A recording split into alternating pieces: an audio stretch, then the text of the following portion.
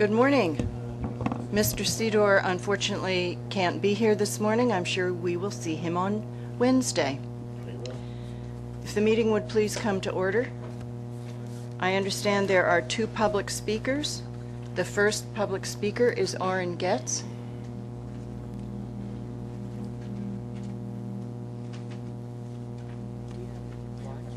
Yeah. Good morning, ladies and gentlemen, members of the Board of Directors. My name is Orrin Getz, and most people know I live on the west side of Hudson River. Unfortunately, the program of using bus service for midday service on the Pascack Valley line had to be extended through October 4th for some additional necessary track work, which we're glad to have done, but it's taking its toll on ridership. And we hope that after October 4th that Metro North can work with New Jersey Transit to come up with a program to promote the Pascack Valley line so that we can rebuild the ridership. Also, the ridership is still down on the Port Jervis line as a result of Hurricane Irene and Hurricane Sandy. So a marketing effort to improve ridership on the Port Jervis line would be very, very good. On Labor Day, I was on the New York State Thruway, and there were signs that said that the parking lots at Woodbury Common were completely full. And that is an issue where Metro North can help out. Because I think that Metro North ought to look into some sort of dedicated service, shuttle service between Harriman and Woodbury Common for the upcoming holiday season.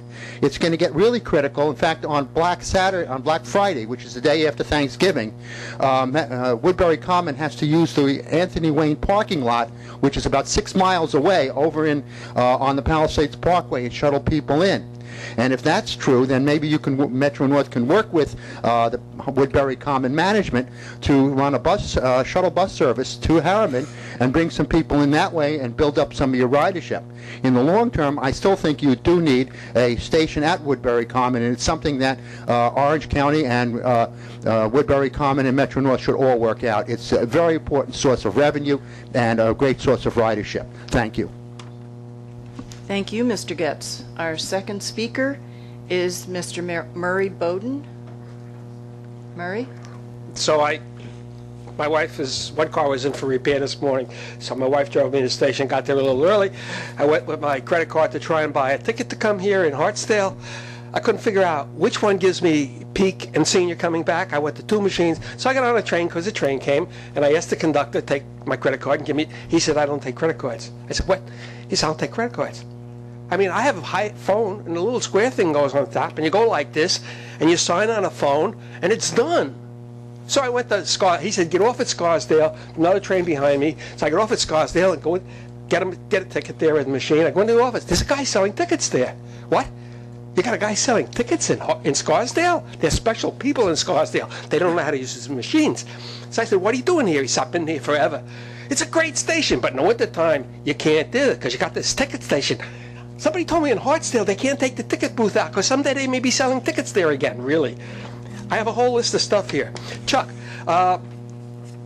you were born in Paris, right? In Paris, they have this train where it's one train you can walk through all the cars and you can see from one end to the other and see where the seats are. So what, right? Line 15. So what Metro North should be using is unit cars of 3 trains, like an articulated bus, where you can walk from one to the other with one control cab in the front. And when you put 2 together for 6-car trains, one case forward, one faces back.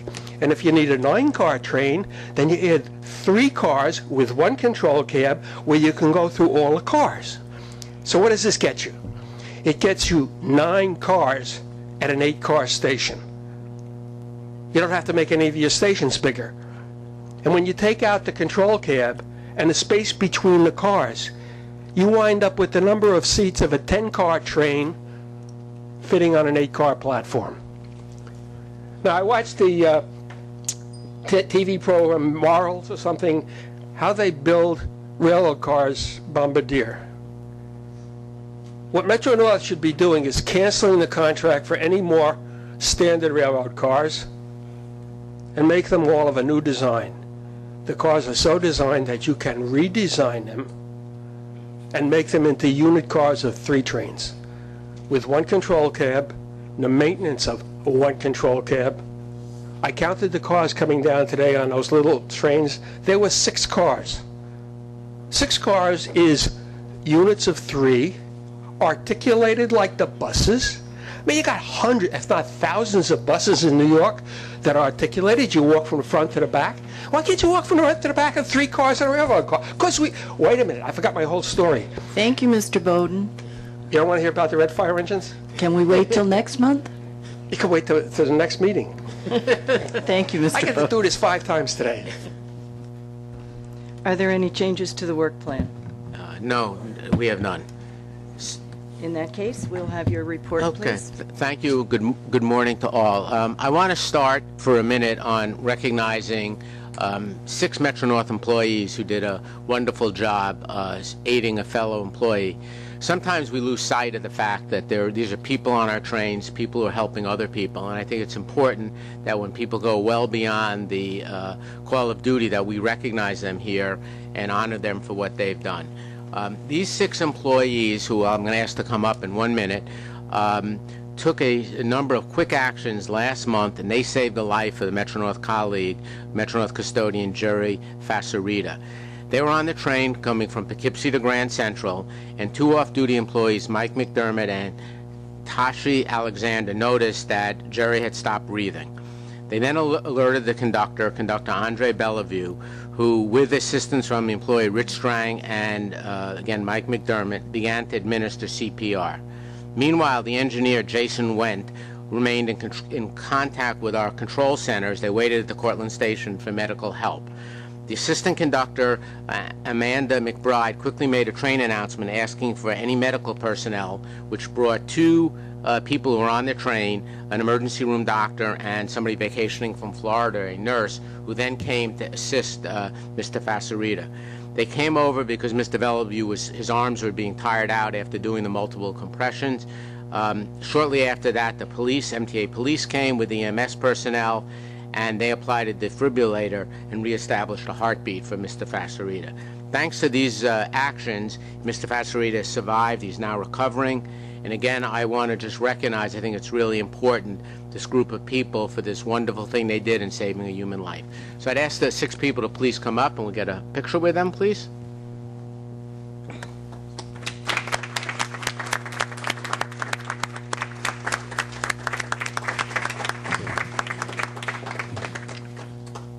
We have to do them in order.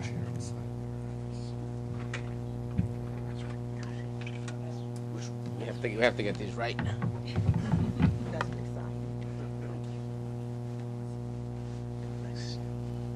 Amanda?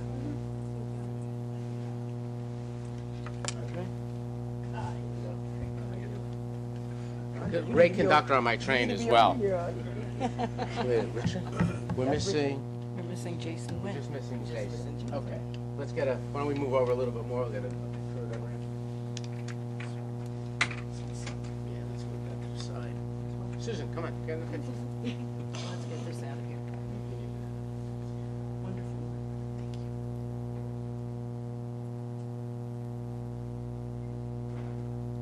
One more.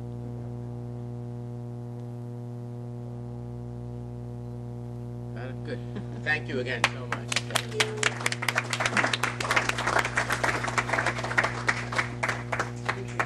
Is this me? Yep. Okay, let's move. Okay. Also, let me take this opportunity. I want to introduce 2 new people, senior people, to the Metro-North team. Let me start with Michael Schiffer. Michael is now our new Vice President of Planning. Recall Bob McClagger retired last spring.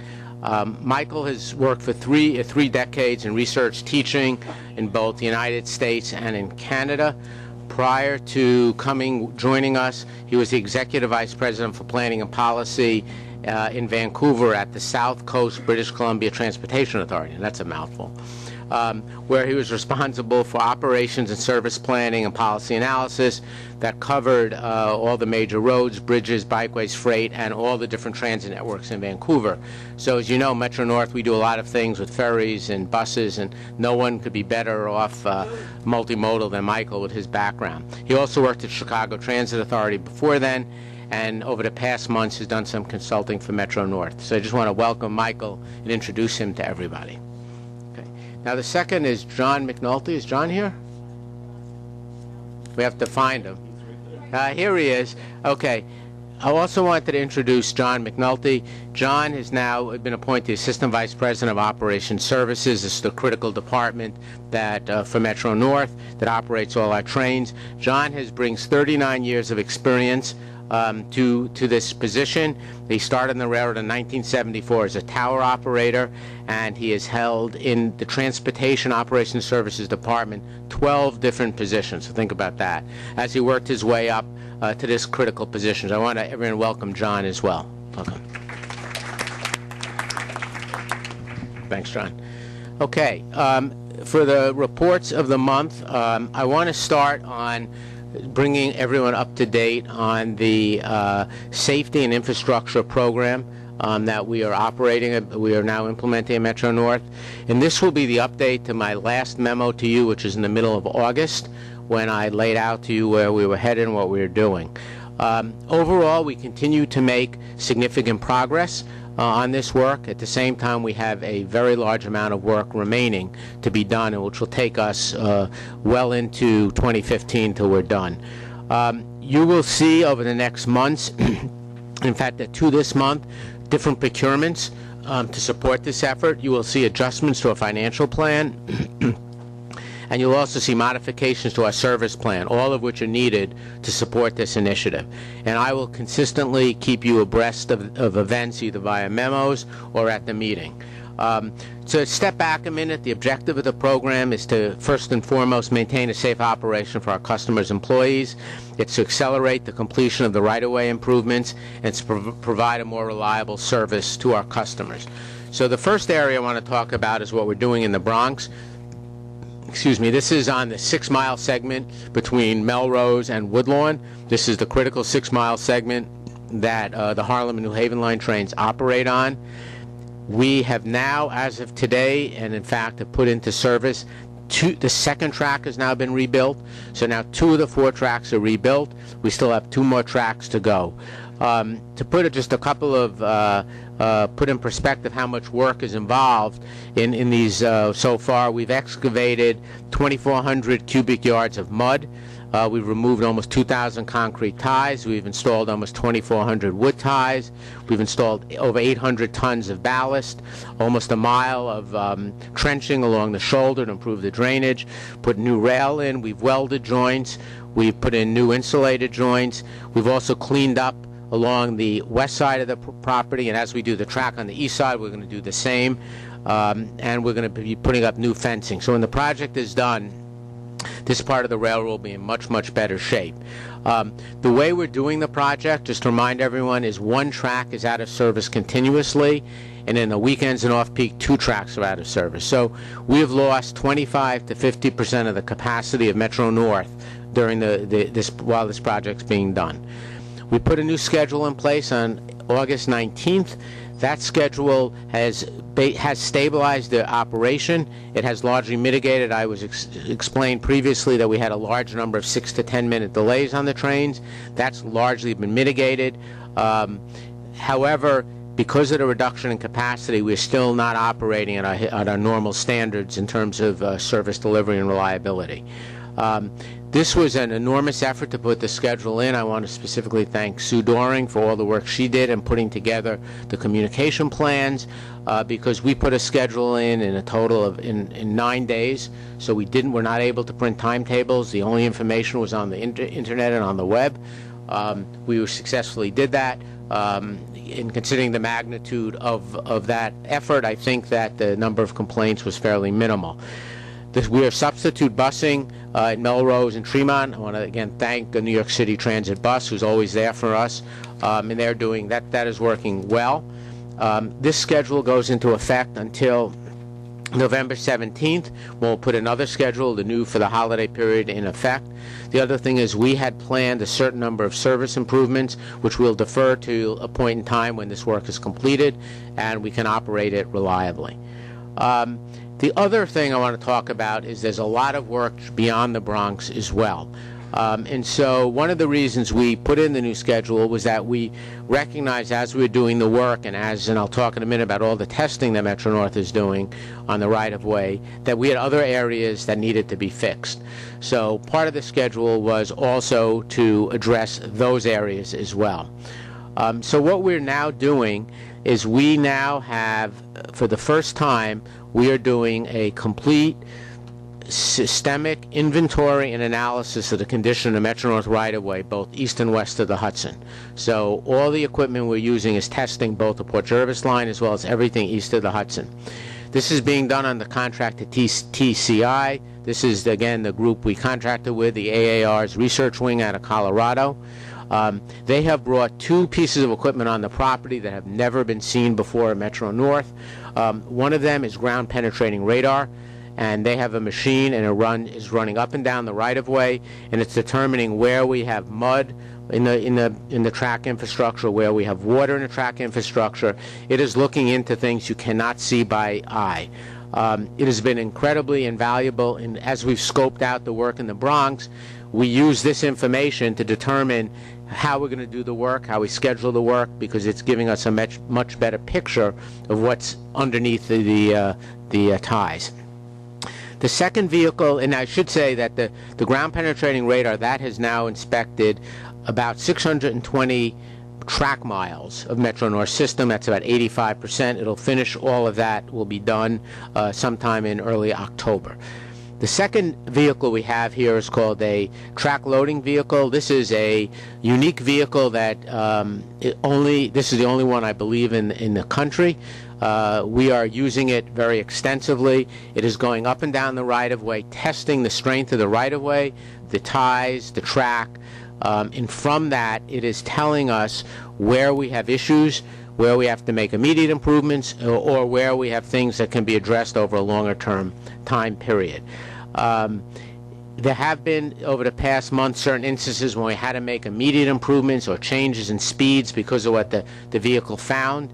That's a good thing because it's a much safer operation, but that has, in terms of service delivery, affected reliability. This vehicle we have just completed as of last night. It has now inspected the entire New Haven line and the branches. That is done, so we now know the track conditions there. And now it is going to be going on the Harlem and Hudson lines next. So I will, on both of these, this is where we'll be determining not only the condition of right-of-way, but then what the remedial actions we will need to take to bring the right-of-way back up to the condition it needs to be in.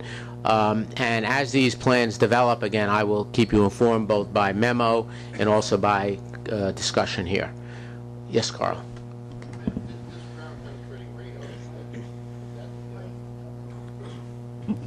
I don't use this very often. The ground penetrating radar, that tells you the soil conditions underneath, the water content and so forth? Yeah, it tells you rock or whatever. It tells you what is between the ballast and what's underlying the ballast, which in Metro-North's case a lot of time is rock because of the nature of the ground. So it'll show you areas where you have water. It'll show you where you have mud. Those are the types of things you see. To what type of a depth? A couple of feet? John, would you say? Approximately 18 inches. Okay, thank you. 20 inches. Howard, thank you. It sounds like essential work's being done, and thanks for the leadership in doing that. My questions just simply relate to the expected timetable. If you could repeat expected timetable for the work, and then I have one more question. Sure. The timetable, John, overall, we will be seeing these programs for the next few years. Clearly, what our plan is the most critical work we want to get done first, and it won't be a couple of years. Our plan is to complete the work in the Bronx this year, So that's a huge constraint on the operation. We will then, as we do work elsewhere, and there are many other spots where we need to do work on the track, that will be taking place. We'll have to stop over the winter, and then we'll pick up again in the spring. We'll develop a program. My feeling is it'll be a few years till we bring we're completely back where we need to be, and then there'll be a systemic program to maintain it. Okay, I'm sorry. I've noticed that particularly the return northbound trains in the evening rush hour are taking longer. Right. Is that related to this? Yes. We've done two things until we can rebuild the tracks.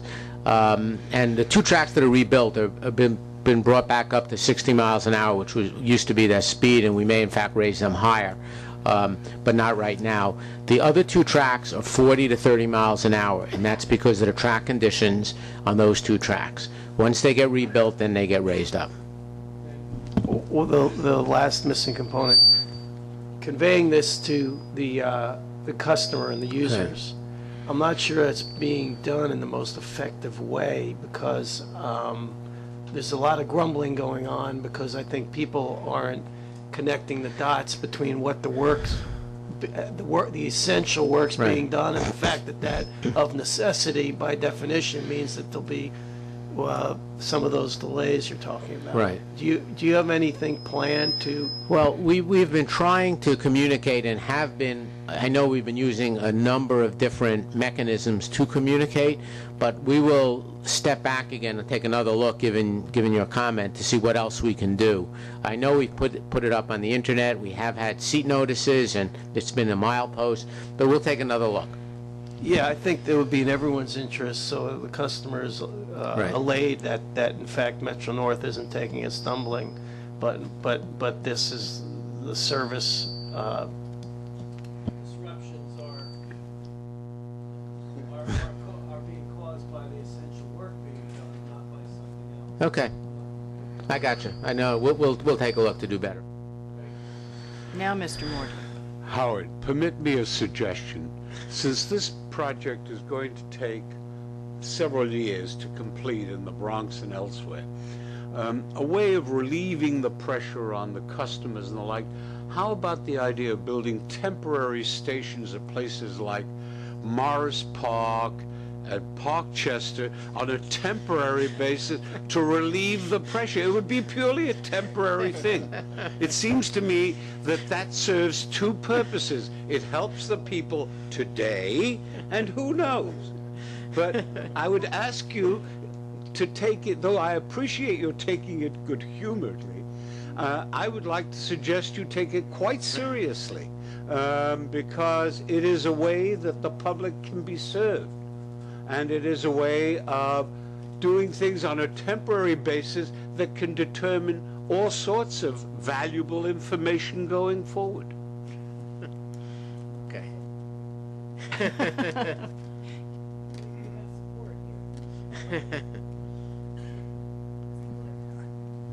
Thank you. Two questions, Howard. You mentioned the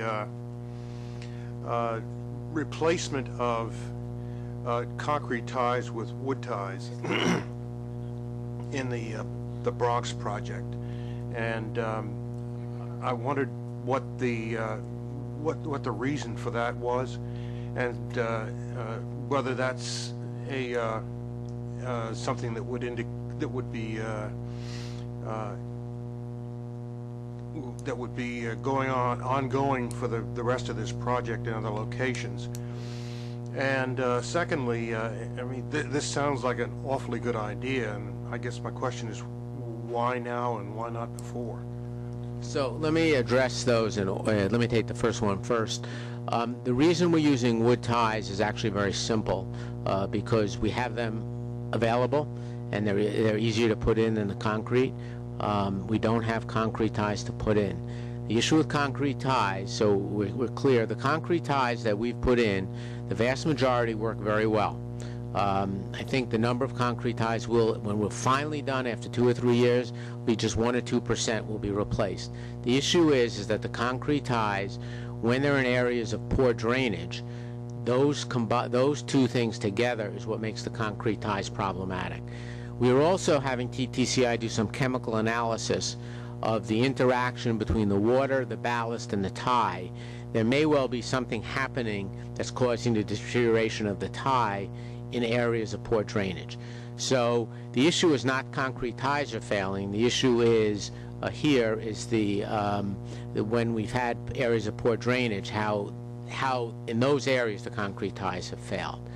With regard to your second question, Jim, in terms of why we're doing this, basically, as we've looked at things starting from the springtime, it's become clear that our right-of-way absolutely needs work to ensure the continued safety of the operation. That's the priority we have first. It has to be safe, and then the secondly is then we want it to be reliable.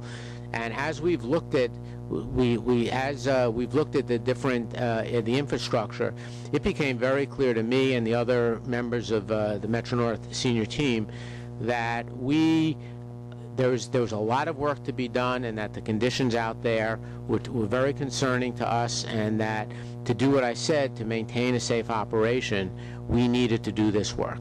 And so we've started, and the idea, and I think in retrospect it was the right idea, we've brought in the best experts in the world to help us. They become an integral part of our team. And we are now figuring out exactly what we have, and from that we will figure out our plan to fix it. At the same time, since we're running trains, we can't stop. We've been doing all these repairs as we've identified these different issues. And so I think that's absolutely, I think it's the right way to maintain service safely has been the approach we've been taking. Just one other thing. I think it would be useful if, once the scope has been decided or defined, that we've also put a price tag on it. Absolutely. And we will be in our financial plan, we're including funding to do the work over the next couple of years. We'll see what type of capital work is needed as well. But we're doing work right now. I should be really clear. It's not just we're doing planning. We're out obviously fixing the Bronx. We've done an enormous amount of work on the New Haven line, on the Hudson line. So we're out fixing the Harlem too, all the three lines. So we're fixing the problems that we know about now as we're gathering the data. Okay. Just one more question, if I may. To what extent, if it's measurable, are the people who use the Harlem line being inconvenienced? To what extent has that impacted in terms of ridership loss? It's Chuck, measurable. Yeah, the ridership is actually, our ridership, generally speaking, is stable to going up slightly. We lost a lot of riders on the Hudson line in July when we stopped running service because of the CSX derailment. You did a terrific job there, by the way. Thank you, thank you. The impact has been the trips are longer on the, I think John is reflecting that it takes a longer period of time. The reliability of the service on the Harlem line is slightly worse than it normally is, but it's still in the vicinity on-time performance, a little bit over 97% on the Harlem line. The Hudson line continues to operate very well. The New Haven line has been lagging over these past months. Moving on. Okay, so let me, just to finish up, we have the NTSB investigation and hearing will be in Washington on October 22nd and 23rd. They have not, excuse me, they have not, and that's that's for the Connecticut derailment and accident, and for the employee fatality. The investigation of the CSX derailments continues. There is no public hearing on that at this point in time. In addition, I want to mention that Governor Cuomo today will be announcing that New York's growing wine and beer production is now an option for our customers at Grand Central.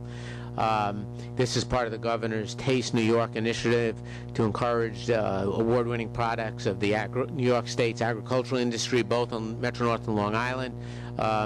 And both rails will be promoting local brews, wines, and spirits. We have put new Taste New York signs throughout the terminal by our bar carts. And also last Saturday on September 7th, To help promote the Governor's Taste New York initiative, we operate a special excursion train from Grand Central up to Rhine Cliff. And myself, the chairman, Lieutenant Governor Duffy, and about 150 other guests were on board. We went up to the Dutchess County. There was a Hudson Valley Wine and Fruit Festival. We took people up there, brought them back again, and then they spent the day there at the food festival. In addition, on August 19th, the chairman and I joined Governor Malloy and other state officials, and we opened West Haven Station. This station will help alleviate significant traffic congestion on the New Haven line. It has over 650 parking spaces. Also mentioned at Metro North won an award. Recently released Grand Central Terminal app, which we did along with the MTA Real Estate Department, was voted the mobile app of the day by Favorite Website Awards, which is a group that does these types of things. This is the app that gives you a definitive shopping and restaurant guide for Grand Central, special events, it has an interactive calendar, and it also gives you all real-time information for Metro North.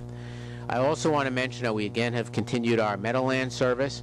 That's on the New Haven line, where the trains run through with New Jersey Transit, where people can transfer at Secaucus. So that also has started. And that completes my report. Can I ask one question? How do you reconcile the Schnapps special with Chief Cohen's question concerning enforcement against the intoxicated? Which is the Schnapps special? You are now putting in more beer, more booze, and the like. And Chuck, right. Well, didn't you have a problem with the fact that they were intoxicated? Oh, was that only on the Long Island Railroad? Mitch. Oh, Chuck, so Long Islanders have Chuck, that you should have been here about 6 years ago. Oh. 6 years ago when I raised that specific issue, because I still believe, notwithstanding any of this, we should not be selling alcohol, okay? Because most of the people who get off the Long Island Railroad and Metro North, unlike the subway, get in a car afterward. And it is not right, and I will not change my position on that. Nobody else agreed with me then. Maybe I've picked up a few cohorts along the way, but I do not believe we should be selling alcohol. Thank you, gentlemen. Oh, we have another comment. No, question. Okay, questions? Howard, maybe I should continue this afterward, because I don't want to cause us... We are running late. Okay, so I'll introduce the topic, and then we can... But if you look on page 78, the categories of delay, I am concerned about the delays. And if you look at the maintenance of way and maintenance of equipment categories, first of all, I question whether there's a typo, because is it true that there's 4786 through July this year as compared to 1147? Yeah, That's Yes. 4 to the answer's 5 correct. times as many? It's 4 times as many. Yeah, 4. Right. Yeah, I was beefing it up a Yeah. little bit. Yes. No, the answer is yes. And remember, what I reported was Right. that particularly in June and July, the on-time performance was, before we put the new schedule in, and also the first half of August, was much lower because of all the 6 to 10 minute delays. And you've picked up exactly, this number's reflecting that phenomenon. But you know what, I would like to talk to you a little, because, I mean, we could put out new schedules and have the trains last 70 minutes and we'll be on time. But Right. the point is fast and efficient service. Right. And not to have... Right, so no, we I should, wanna- I'd be happy to, no, we But what about balance the those two maintenance of things. okay, so what about the maintenance of equipment? That's skyrocketed too. Why? That has nothing to do with the... No, that has nothing to do with the work.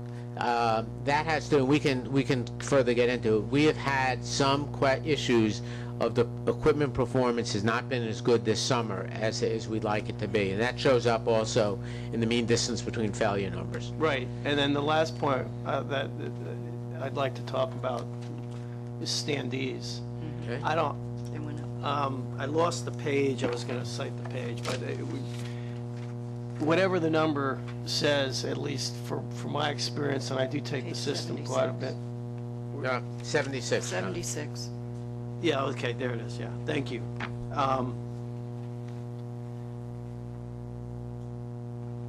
I just question whether that's accurate. I mean, I just witness a lot more than that. And we can talk about, I mean, Okay. I'll figure out how to better address it in a more formal question, but I wanted to introduce the topic. Okay. We can discuss that. Thank I you. think that's a good topic. I just counted for a more than better that this understanding. morning already, so, I mean, There's a difference between the programmed standees and the standees, which I see all the time on the Port Jervis line. I'm sure Howard would Yeah. give us a right, tutorial on but it. just for example, there were no seats. Look, that's, Oh. Okay. right. Thank you. Gentlemen, the minutes of the July 22nd meeting are in your book. May I have a motion to approve? Second? Those in favor? Thank you. Now, there are 4 information items. Comments on the information items? Howard first? Let's just we'll do one at a time. First, any questions on the mid-year forecast? Operating budget? So that was, we presented this at the July board meeting. It's available on the website. Any questions on that one? None? Okay. The diversity EO report for second quarter, that will be discussed in greater detail at today's diversity committee meeting. Any questions on that? Chuck? I will not make this long, but I do think we need to clarify this report, because I just don't understand, and I've tried to spend some time parsing it out, but it's not clear to me whether you're double counting females, whether they be black, Hispanic, Asians, etc., whether we're double counting, what the aggregate number of people is that are now being brought into the workforce. And I think you need some clarity on that. I'm sure that the chairman of diversity can help you understand that, and I'll explain it to you as well. And I suspect that'll be a topic at the diversity meeting, correct? Okay. Okay. Elevator and escalator. Okay. At first, we sent out late last week a revision to the report because there were a couple of mistakes in the original report. Overall, let me just speak to this for a minute. This is now the second quarter for the second quarter of the year. The reliability on the outlying station elevators continues to be very good. The reliability on the GCT escalators is continuing to improve, reflecting the program that I laid out here about a year or so ago. At this point in time, we have completed state of good repair work on 9 escalators. We still have 2 remaining. One is still under being worked on, which is at 47th and Madison. That's a major one.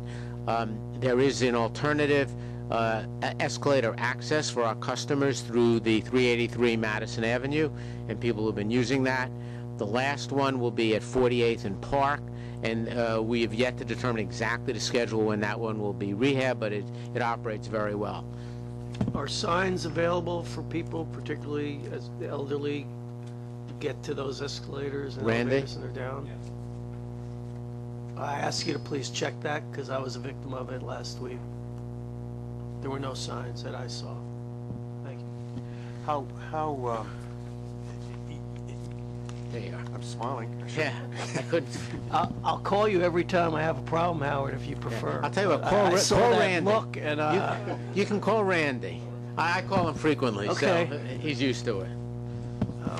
I saw the look, and I'm ready to respond with a day and a time and a place. Yeah, no, you should.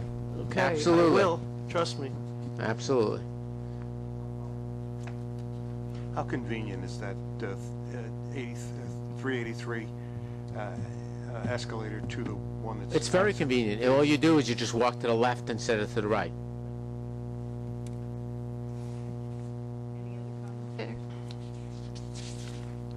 Thank you. There are joint procurements between Long Island Railroad and Metro North. Do you care to comment on them, or shall we keep them? I just wanted to ask what Helena and I discussed, and also with Mitch, is that the first items for the Long Island agenda will be these 2 items. And so if we could hold a discussion then, these are just, I'd say these are 2 critical procurements. If we hold it then, we could have one discussion amongst both railroads. And the Metro North Committee is asked to stay for the first part of the Long Island Railroad Committee meeting in order to participate in that discussion. The Peekskill lease of building. Peekskill, yeah, this is a good story. This is something we've been working on with MTA Real Estate for a couple of years. We now have a new tenant at the Peekskill station. You may recall we used to have a cafe there, went out of business a few years ago. So this new tenant operates 2 very successful restaurants in Westchester County. This will be our 10th net leased station building, which has been a very successful program in terms of providing better customer service and saving us money, and actually making us money. In this case, the tenant will have the station available. It will be open for shelter. It will be open for restrooms and a coffee service. They will also be paying rent of over $60,000 a year. They'll be investing over $150,000 in the station. Plus, they will do work for us definitely what we believe will be a lower price to help fix up the building. We just spent a few $1 million fixing a Peekskill station, and this will fix up, do some relatively inexpensive repairs, and bring the station building itself up to a really first-rate status. I just having been involved in some of the early discussions on this, I want to thank you for seeing that this was brought to a successful conclusion. The Peekskill is looking very good, and this is really the capstone. Good, thank you. We have an action item today. One of my favorite parts of this program, we get to accept some money. 300. It's not a usual thing.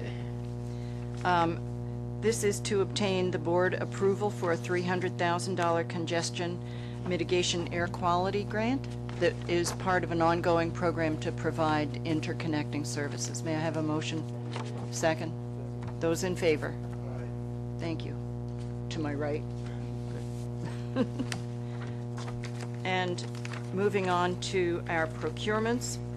There are no non-competitive procurements this month. There are competitive procurements. Do you have any questions? Yes, Mr. Mortler. On TTCI procurement one, it's, I don't know, L1A or whatever it is, on page 60. Right. With the, and I have no, ratification. it's a ratification. Do you want to do the others first, Susan? Yes. Do you have any questions about the competitive approvals? There are 2 catenary maintenance vehicles and the Mermec. May I have a motion to approve? Second. Those in favor? Thank you. Now, Mr. Mordler, your question on the ratification? It's simply a question of, if you look at that, ratification is requested for the election of a contract option. Was the option indicated in the original approval? Yes. Yes, it was. And it was spelled out? Yes, Anthony? Yes, it was, Chuck. Okay. Motion to approve? Second. Thank you. Those in favor? Aye. And now we'll have our monthly reports. Safety, Ann? Good morning, thank you. You'll find the safety statistics beginning in your book on page 64 for the months of June and July. And if you have any questions on that, I can certainly answer them. With the events that have occurred, we've strived to increase our safety communications among our employees. We've had a company-wide stand-down. We've talked about that before. We've also had follow-ups to the stand-downs to gain some feedback from the employees, as well as some focused stand-downs specifically for our maintenance of way employees. We continue to focus our messages on a personal commitment to safety with our I Take It Personally poster and video campaigns, our peer-to-peer programs, our local safety committees. It's important for us to get back to basics, and our job safety briefings, one of our foundation elements from our Priority 1 program, is one of the areas of concentration across the company that we'll be focusing on now and moving forward. And hopefully that will bring some focus to our employees and improve our safety progress for the rest of the year.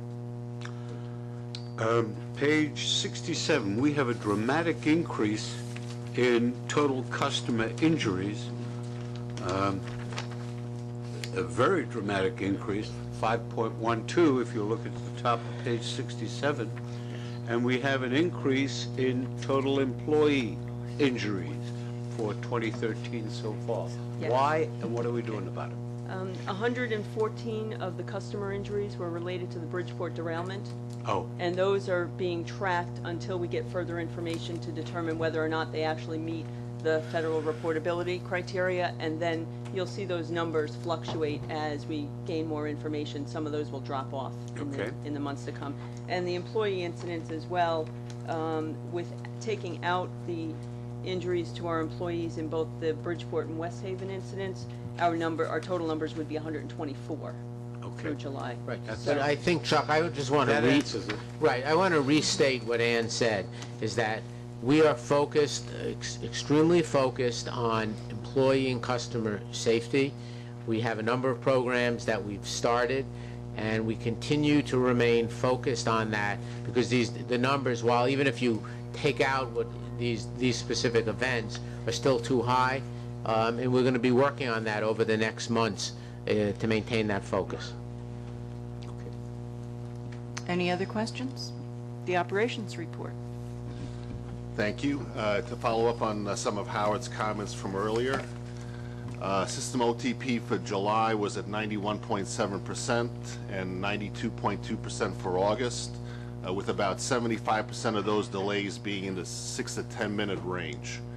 Year-to-date OTP is at 95.6%. Looking at it on a per line perspective, the Hudson line is performing the best. In July, we performed at 93%. That was a result of the CSX derailment at Spuyten Duyvil. August was at 97.1, and year-to-date is at 97.2. For the first 2 weeks of September, we're operating at 98.1%. Harlem line, July was at 93.7, August at 94.3, and year-to-date at 96.8. First 2 weeks of September are at 98.3. New Haven line has had the weakest performance. In July, we were at 89.3%, August 87.7%, year-to-date 93.7%, and in the first 2 weeks of September, 95.5%. There were 20 days in July and 17 days in August where daily OTP was below 95%. The high number of 6 to 10 minute delays resulted from the ongoing work in the Bronx, which is now 50% complete, as Howard stated earlier. New Haven line trains experienced additional delay minutes due to our initiative to expedite track work improvements over the summer in order to restore more reliable service now and through the winter. Implementation of the new schedule on August 19th and completion of some of our projects resulted in a 60% reduction in late trains, and OTP improved by 4.3%. Consus compliance continues to be very good, and we are at 99.7% for the year. With regards to West of Hudson service, OTP for July was at 96.8%, 96.9% in August, and year-to-date at 95.6%. The Pascack Valley line operated at 96.8 in July and 96.7 in August. Port Jervis operated at 96.7 in July and 97.1 in August, and as well, West of Hudson Consus compliance continues to be excellent, and we're at 99.6% to the year. To speak about MDBF, as Mr. Ballin pointed out earlier, during the months of June and July, we have not made our overall MDBF goals. We operated at 107,160 in June and 110,459 in July, with a year-to-date of 146,835. New Haven line fleet performance is the primary driver. It's currently operated for those 2 months 60% below goal and is 18.4% below goal year-to-date. So the New Haven line equipment is what's driving the overall mechanical MDBF down below goal. The two main issues there are on our old 40-year-old M2, 4, and 6 fleets. They suffered a high number of propulsion failures on the M2 cars, and we had some increased door system failures on the M4 and M6 triplets. Our MOV technical support team has been investigating the failures and is developing a corrective action plan to improve system reliability. Some of the M2 propulsion failures were also adversely impacted by the high heat conditions we had during the month of July. The M8 fleet also is not performing as well as we would like. We spoke about this at a couple of the past committee meetings. During the 2-month period of June and July, it operated 40% below goal, primarily due to 2 systems, the brake system and the cab signal system. Most of the failure modes are known. Kawasaki, with their sub-suppliers, have identified root causes and have developed engineering modifications. They're currently in material procurement and are developing an implementation plan that will begin shortly. Once those fixes are in place, we expect the M8 fleet MDBF to meet or exceed goal starting later this year into early 2014. On the Hudson and Harlem lines, the M3, M7, and coach fleets continue to operate well, although our Genesis and BL20s did have an increased number of failures during June and July. And again, some of those July failures were attributable to the high heat conditions where we had close to 2 weeks of temperatures above the 90s. Our equipment engineering group is investigating the locomotive issues to determine if they're isolated events related to the conditions or whether we have some systemic issues. Right now, there appear to be no systemic failures. A preliminary view at looking at August performance. August performance appears to be recovered, and we expect to be much closer to goal at our next report.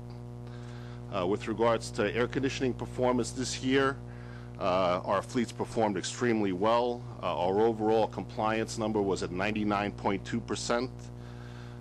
With regards to how that broke down, our M3s and M7s operated at 99.7. Our coaches, which is one of the best years we've ever had on that fleet, operated at 99.4. Our M2s, 4s, and 6s operated at 96.2. And our M8s operated at 99.8%. I'd like to take this last opportunity to thank Bob Pusalowski, our Assistant VP of Maintenance of Way, and in particular the track department for all the hard work they've been doing on the New Haven line and in the Bronx for the last 4 or 5 months. Their work has been invaluable in for us to be able to restore more reliable service now through the fall. Thank you very much. Thank you, John. We were doing so well with the equipment, I'm sure this is disappointing to you. The M8 issue is of is it greater than normal for a break-in period? My understanding, and Tim could maybe add to this, is it's typical for any new fleet. If you compare it through the infancy of the M7s at Long Island, I think it's comparable. We generally have increases in MDBF performance as the fleet delivers. On occasion, we plateau due to some issue being uncovered. Once the vendor actually identifies the proper root cause and determines corrective action, we generally recover, and we do expect the M8s to be as reliable as our M7 fleet. Well, I also recognize that heat can be an issue for us, but I think we're going to need to be prepared for continued odd weather. Tim? Yeah, I just wanted to point out that if you look at the M8s versus the M7s, when you consider that when we look at them, at the M8s and the M7s on Metro North, the M8s are a little bit behind, but when you consider the fact that there was a whole fleet of cars delivered to the Long Island, the way the MDBF tracked is very similar, and while we're not happy and while we express that with Kawasaki regularly, it is expected, and we do see them improving. Chuck? Problem that John Ballin pointed out, and call your attention to page 76. While the problem on Metro North is not nearly that which Long Island Railroad has consistently had for a period of years, it has started to increase, and these are additional standees on page 76. I say that in terms of there is a request before us today for additional cars for both Long Island Railroad and Metro North. It seems to me that there is value in taking a good hard look at the point that Murray Bowden made before in terms of trying to create a new vehicle in and by which people can add a car through an articulated device. It is in actual use today in France. It is in actual use today in England, and I'd like to get to the 21st century in New York. I'd like you to take a look at it, please. Let me just say to that, Chuck, there are certainly long consists with articulated equipment that are used around the world, and we're well aware of them, as is Long Island Railroad when we put together our procurement strategy. There are significant issues associated with that type of equipment type. There are FRA standards in the United States that are much stricter than any type of car collision standards that exist in Europe or abroad. There's a different strategy that the different countries have used. So you have that issue. You also have the issue that, and we've looked at this, so Metro-North has triplets. We use them on the New Haven line. There are fundamental issues over reliability and the ability to run consists when, if you have one car that goes bad in a triple or in a 10-car train, in a 10-car train, the train goes out of service. And so that the strategy that the railroads have used and the subway has used for about 30 years has been to go to I'm prepared to get carried out. Let's go right now. You got it. To your question, the railroads have always used married pairs because it gives the flexibility that when something goes wrong, you only lose two cars, you don't lose a whole train. So there's a huge flexibility value inherent in a married pair concept versus to a multiple train set situation. But to your question, Chuck, we will look at what the additional standees were, in part what I believe this represents, because we have always showed 0 standees and we schedule a railroad accordingly, and we have to talk to John to make sure we're having the right information. When we put in the new schedule in July, we consolidated certain trains, and the estimates of how people were going to split between the trains, because we didn't have enough capacity in the Bronx, some of those estimates did not pan out. We did not do it correctly, and we just misestimated how that would happen. I believe that's some of what's in here now, but we'll fix that. Yeah, we will fix that. I don't want to get out of order, and I'll be real out of chronological order in terms of what we have to do here, but the cars that we're going to be asked to approve the purchase of are going to last for estimated life of how long? 30 to 40 years. Okay, so we're going to be stuck for 40 years, and the most recent cars are lasting longer than had been anticipated. So 40 plus years, let's say. So we're going to be in a system for the next 40 plus years that Commissioner Merler just pointed out. We may be, and at the same time we're doing these long-term studies, we may be in a situation where we have cars that are just fundamentally outdated in terms of their basic structure, because we have a capacity constraint based upon the number of lines. We have increased population. We want to get the trains back to a speed of reasonable commute that's effective and efficient. And if we're being asked to approve cars that have a technology that's outdated or that don't maximize the amount of space that can be used in terms of finding places for people to comfortably sit, perhaps we do have to do what Mr. Merler suggested.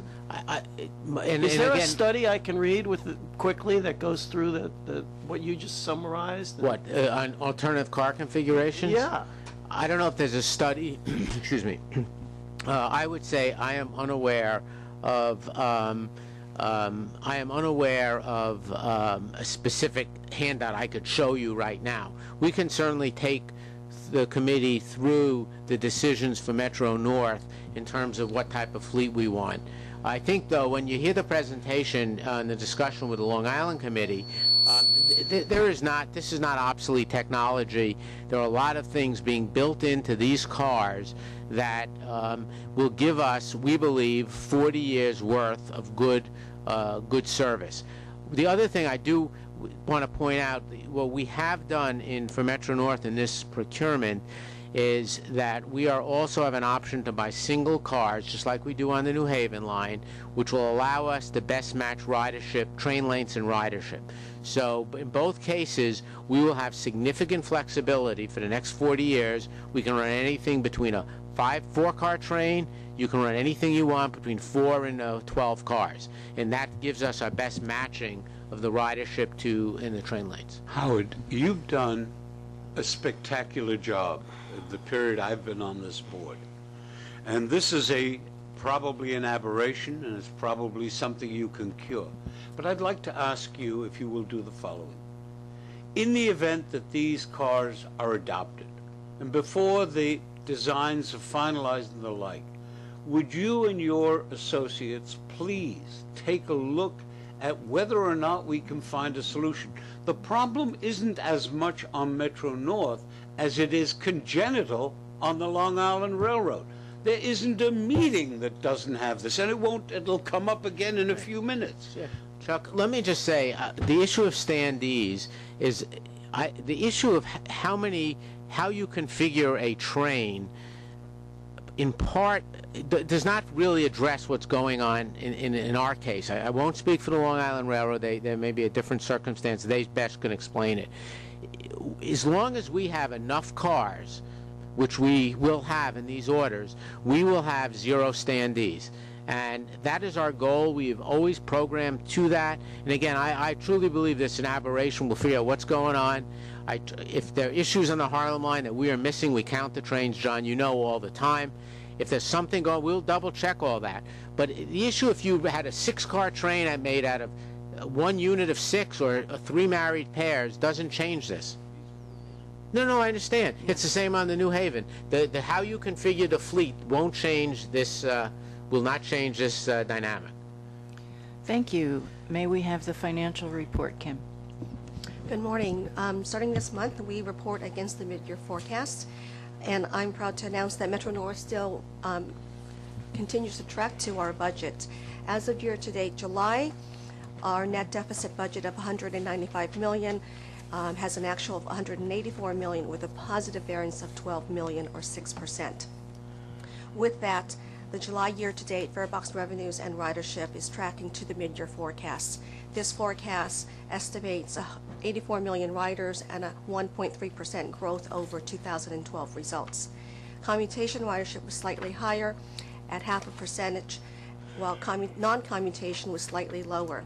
We are certainly impacted by the CSX derailment on July 18th, where we lost about 90,000 passengers. Other operating revenues is also tracking to the mid-year forecast. Payroll spending has exceeded the mid-year forecast by $4.7 million or 1%. We do show favorable results of regular payroll savings of $1.3 million due to higher than projected vacancies. On the overtime spending, we are over by $4.4 million for 2 major explainable reasons. One has to do with the July 1st start of a comprehensive Bronx right-of-way program, which you heard about. The continuous track outages during the off-peak and weekend hours in order to accomplish this work in an efficient and cost-effective manner has resulted in a need for overtime spending. We also had the July 18th CSX derailment, which also incurred $500,000 in spending to remove the derailed freight cars and rebuild 1,500 fleet of track. Non-payroll spending is also favorable by $12 million, and that's mainly due to timing related to maintenance, professional service contracts, and power and electric. As Howard mentioned earlier, what you should expect to see is that when we present the November plan next in 2 months, we will show the initial multi-year comprehensive infrastructure improvement programs that identifies priorities, timings, and costs over the next couple years. It will reflect the continuation of the MOW infrastructure work, also the need for us to address increased retirement and attrition, and responding to that, the additional training, support, and enhanced safety that comes along with it due to the fact that we have a mixed and younger group of employees. In the long term, all these priorities and programs will help maintain a safe operation for our customers and provide for high reliability and improve the commute. So that will be presented in November and discussed further. Any questions on July results? Kim? Mitch. Oh, I'm sorry. Mitch? Kim, do we have any opportunity to recover from CSX any of our costs and lost revenues for ridership? All the costs, with the exception of the emergency busing, is expected to be reimbursed by CSX. But they don't compensate us for lost revenue? Not for the alternative busing costs. No, the answer is no, Mitch. And based on the agreement, we thought it was a good deal to get the money just for the infrastructure rebuild and the re-railing of the cars. So those costs, they will fully compensate? Yes, we have an agreement in place where they're compensating us. Okay, thank you. Chuck? Your mic, please. West of Hudson ridership down in July, pages 139 and 140. Is there a ready explanation for that? I'm going to defer to Michael for that. We believe, and I'll get to it in the ridership report, but we believe that the West of Hudson services continue to suffer from the impacts of Sandy and Irene. A lot of the customers were lost to alternatives when the lines were being brought back to operational status, and they found other ways to get to work, namely bus routes and so forth. That being said, to some of the points that were made earlier, we're going to redouble our efforts to market those services to bring the ridership back. I would, Chuck, let me add one thing. There's also, and Susan always talks to me about it, is the competition with busing. This is an area where Metro North is in direct competition with a short line bus, right, Susan? And so it's simply, we've lost people. As Michael points out, we lost them in those two storms. It actually, when ridership went down after the collapse in 2008, the economic collapse affecting downtown, and most of the people who take the trains are going downtown on the Port Jervis and Pascack Valley lines. We saw a decline then. You know, this used to be the fastest growing line. We've then seen that decline. The storms affected it, and now the busing's affected it. Would you do the following, please, at your convenience, your early convenience? Would you take a look, if money were not the concern, what would you do to try and provide the conveniences that bring those people back? I used to ride that damn bus, and I used to ride the Weary Erie a long time ago. But I got to tell you, weary though it may have been, it was preferable to the short line bus. And my point is, what is it we can do to help those folks? And would you take a look at that and let us know at some early date? We'll let you know. Okay. Thank you, Mr. Mordler. I know exactly what they should do. Which is? I'd also like to point out that there was some busing for the Otisville Tunnel through that period as well. And whenever we have to bus around any kind of a station, there's a fall off in the ridership for that month. And we would hear about that in the capital report if you'd like to continue, Mr. McCarty. Did you finish? I think I'll do ridership. Of course, I apologize. That's okay. We've already done ridership. Good morning.